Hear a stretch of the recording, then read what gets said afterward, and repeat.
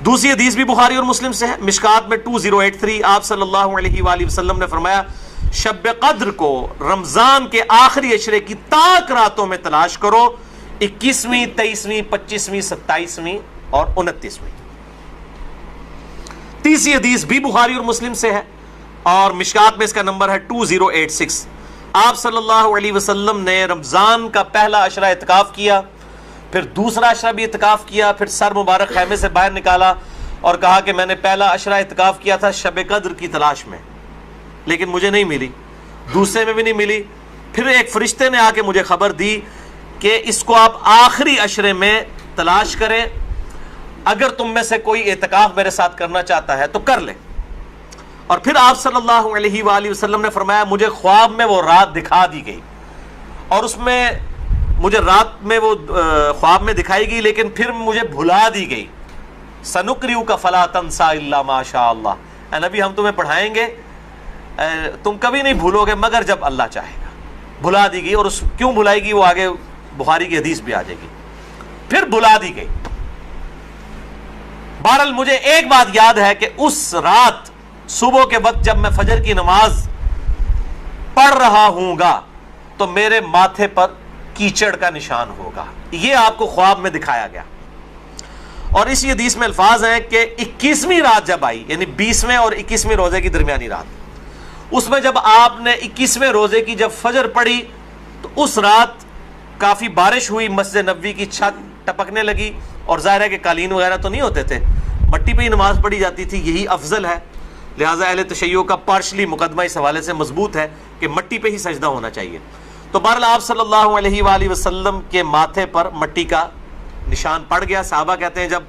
نماز کے بعد آپ صلی اللہ علیہ وسلم جب رخ انور صحابہ کی طرف کرتے تھے تو انہوں نے دیکھا کہ آپ صلی اللہ علیہ وآلہ وسلم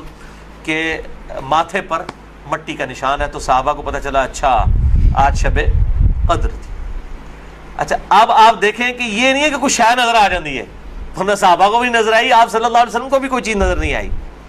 اور یہاں اتنا مشہور کیا کہتے ہیں جی سمندر کا پانی میٹھا ہو جاتا ہے، بھائی کوڑ مارنے چھڑ دو، ان ماڈرن دور جے کسی گورے نے سن لی نا گل، وہ جناب بہ جائے گا رمضان دا پورا مہینے روزانہ دا ایک ٹیسٹ لے گا اور کہے گا 10واں کس داڑے جناب شاید نالوں میٹھا ہوتا ہے سمندر دا پانی۔ جی سارے درخت سجدے میں گر پڑتے ہیں، بھائی ہم CCTV کیمرے لگا لیتے ہیں، پتہ لگ جائے گا کس وقت گرتے ہیں۔ یہ سب جھوٹ ہے، کسی روایت کے اندر موجود نہیں ہے، بس صرف آپ نے قیام کرنا ہے رات کا، کوئی ایک رات اس میں ہوگی، اسی لیے دیکھیں یہ فکس بھی نہیں کر کے بتائی گئی کہ فلاں ہے، کہا گیا 5 ہیں، 21ویں، 23ویں، 27ویں، 25ویں، 27ویں اور 29ویں۔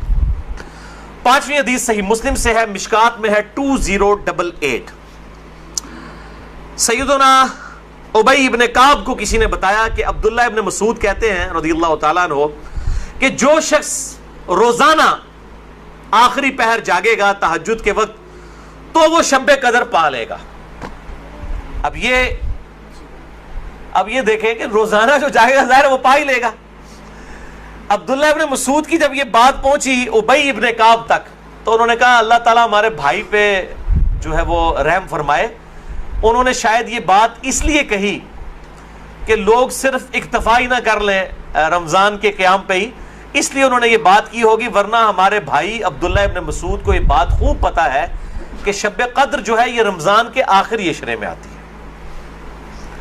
اور پھر انہوں نے کہا کہ میں اللہ کی قسم اٹھاتا ہوں کہ شب قدر جو ہے وہ 27ویں رات ہے، اور تابعی کہتے ہیں کہ انشاءاللہ کے بغیر قسم کھائی، کیونکہ اگر آپ انشاءاللہ کے ساتھ قسم کھائیں نا تو وہ قسم ڈاؤٹ فل ہوتی ہے کہ اگر اللہ نے چاہا تو، انشاءاللہ کے بغیر قسم کھائی جاتی ہے تو کنفرم ہوتا ہے کہ وہ بات ڈیفینیٹ کر رہا ہے، کرنے والا واقعی قسم کھا رہا ہے۔ تو پھر پوچھا گیا آپ کو کیسے پتا ہے کہ 27ویں ہے؟ انہوں نے کہا اس لیے کہ آپ صلی اللہ علیہ وآلہ وسلم نے ہمیں نشانی بتائی ہے کہ اس رات جب سورج صبح کے وقت طلوع ہوتا ہے تو بغیر شعاؤں کے ہوتا ہے، یعنی بالکل ٹکیاں نکلتی ہے، اور ویسے تو عموماً ویسے بھی ٹکیاں نکلتی ہے لیکن وہ شاید زیادہ دیر تک کے لیے ٹکیاں رہتی ہے۔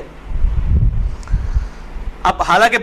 باقی روایتوں کے اندر 21ویں 23ویں بھی آیا ہے، اور یہ قسم اٹھا کے 27ویں، تو اس سے مراد پھر تطبیق یہ ہوگی کہ جو انہوں نے پائی ہے وہ اس سال 27ویں کو آئی ہوگی، ورنہ تو یہ بدلتی رہتی ہے۔ چھٹی حدیث صحیح بخاری سے ہے، مشکات میں 2095 کہ آپ صلی اللہ علیہ وآلہ وسلم شب قدر کا دن بتانے کے لیے کہ اب کون سی رات کو یہ آئے گی، باہر تشریف لائے تو دو مسلمان آپس میں جھگڑ رہے تھے. یہ جھگڑنے کی نحوست دیکھیں. آپ صلی اللہ علیہ وسلم بھول گئے